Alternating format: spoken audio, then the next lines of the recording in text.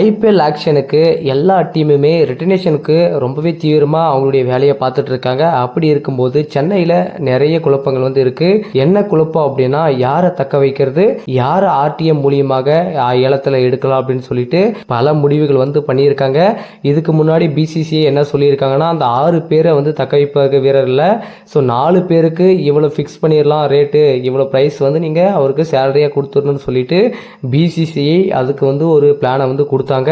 So அந்த பிளானை படி நீங்கள் வந்து சம்பளம் கொடுத்தாலும் சரி, 4 பேர் வந்து தக்க வைத்துட்டு மீதி 2 பேர் ஆர்டிஎம் மூலியமாக நீங்கள் வந்து ரிட்டர்னேஷன் பண்ணிக்கினாலும் சரி, அதில் வந்து நீங்கள் எப்படி பண்ணாலும் சரி, அது உங்களுடைய விருப்பம்னு சொல்லிட்டு பிசிசிஐ அணிகளுக்கு ப்ரியாரிட்டி கொடுத்துட்டாங்க.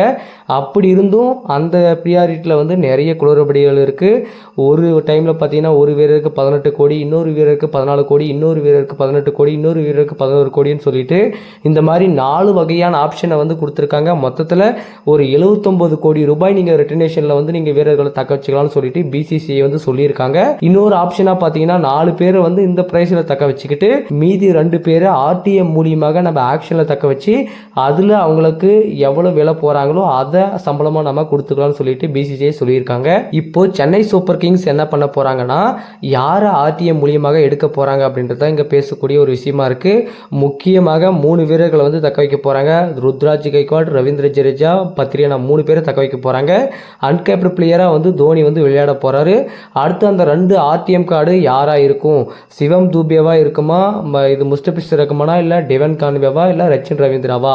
ஸோ இதுதான் வந்து சென்னை அணிக்கு மிகப்பெரிய ஒரு குழப்பமாக இருக்குது. யாரை வந்து ரிட்டர்ன் பண்ணலாம் அப்படின்றது இன்னும் வந்து முழுசாக வந்து முடிவு பண்ணாமல் இருக்காங்க. இந்த அக்டோபர் 31ஆம் தேதிக்குள் எல்லா அணியுமே எத்தனை வீரர்களை வந்து தக்க வச்சிருக்கீங்க அப்படின்றத அதிகாரப்பூர்வமாக வெளியிட்டே ஆக வேண்டும் என பிசிசிஐ வந்து சொல்லிட்டாங்க. ஏன்னா நவம்பர் மாத முதல் வாரத்திலேயே இந்த ஏலம் நடப்பதற்கான வாய்ப்புகள் இருக்குது. 2 நாள் ஏலமாக நடத்துவதற்கு பிசிசிஐ வந்து திட்டமிட்டுள்ளதாக தகவல் கிடைச்சிருக்கு. அது மட்டும் இல்லாமல் பிசிசிஐ இப்போது வேறு மாதிரியான ஒரு திட்டத்தை வந்து போட்டுட்ருக்காங்க. ஸோ எந்த இடத்துல வந்து ஏலத்தை நடத்தலாம் அப்படின்னு சொல்லிட்டு இப்போ இடத்த வந்து பார்த்துட்ருக்காங்க. லண்டனில் நடத்தலாம் அப்படின்னு சொல்லி முடிவு பண்ணாங்க. பட் வந்து லண்டனில் இப்போ குளிர்காலம் பண்ணுறதுனால குளிர்காலத்தில் கண்டிப்பாக அங்கே நடத்த முடியாதுன்னு சொல்லிட்டு அந்த இடத்த கேன்சல் பண்ணிவிட்டு இப்போது இடத்த தேர்வு பண்ணுவதில் பிசிசிஐ தீவிரம் காட்டிட்டு வந்துட்டுருக்காங்க. ஸோ அதெல்லாம் இருந்தாலுமே எல்லா அணிகளும் அவங்கவுங்க ஒரு திட்டத்தை வந்து போட்டுட்ருப்பாங்க, எத்தனை வீரர்களை தக்க வைக்கலாம் அப்படின்னு சொல்லிட்டு. ஆனால் சென்னையை பொறுத்த வரைக்கும் நிறைய பேர் இருக்காங்க, யாரை தக்க வைக்கலாம், யாரை வெளியே விடலாம் அப்படின்றது மிகப்பெரிய ஒரு ட்விஸ்டாக இருக்குது. கண்டிப்பாக ரஜிங்கே ரகேனா மாதிரி ஒரு வீரர்லாம் என்ன பண்ண போகிறாங்க சிஎஸ்கே அப்படின்றது தெரியல. மேபி ஆக்ஷனில் வந்து அவரை வந்து தக்க வைக்கிறதுக்கான வாய்ப்புகளும் இருக்குது. ஸோ இந்த மாதிரியே நிறைய விஷயங்கள் வந்து சென்னை அணிக்கு பிரச்சனை வந்து இருக்குது. ஸோ பர்டிகுலர்லாம் இவங்க தான் வந்து தக்க வைக்கலாம் அப்படின்னு சொல்லிட்டு ஒரு முடிவு பண்ணிட்டாங்க அப்படின்னா இந்த பிரச்சனைகள் இருந்து அவங்களுக்கு ஒரு சொல்யூஷன் கிடைக்கிற மாதிரி ஒரு விஷயம் இருக்குது.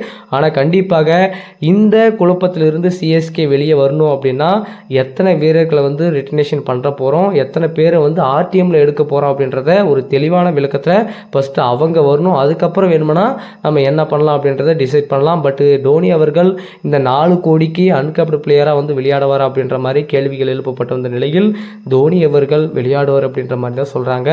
தோனி அவர்கள் இன்னும் அதுக்கான தெளிவான விளக்கத்தையும் அதுக்கான அதிகாரப்பூர்வ அறிவிப்புமே வந்து இன்னும் வெளியாடாமல் இருக்கார். ஏன்னா அந்த 4 கோடி அவருக்கு பத்தலையா, இல்லை வந்து அந்த 4 கோடிக்கு விளையாடுறதுக்கு அவர் யோசிக்கிறாரா அப்படின்ற மாதிரியும் கேள்விகள் வந்து நிறைய பேர் வந்து எழுப்பிட்டு வந்துட்டு இருக்காங்க. ஸோ என்ன நடக்க போகுது, தோனி அவர்கள் இந்த 4 கோடிக்கு விளையாடுறதுக்கான அதிகாரப்பூர்வ அறிவிப்பை வந்து வெளியிட போகிறாரா, சிஎஸ்கே எத்தனை பேரை வந்து ரிட்டர்ன் பண்ண போகிறாங்க, எத்தனை பேர் ஆர்டிஎம்ல எடுக்கிறதுக்கு திட்டமிட்டிருக்காங்க அப்படின்றத நம்ம பார்ப்போம். சிஎஸ்கே அணியில் நடந்து வரும் குளறுபடியை பற்றி உங்களுடைய கருத்துக்கள் என்ன, எந்தெந்த வீரர்களை வந்து தக்க வைத்தால் கரெக்டாக இருக்கும் அப்படின்றத பற்றியும் உங்களுடைய கருத்துக்கள் என்னன்றதை கமெண்ட்ல சொல்லுங்க.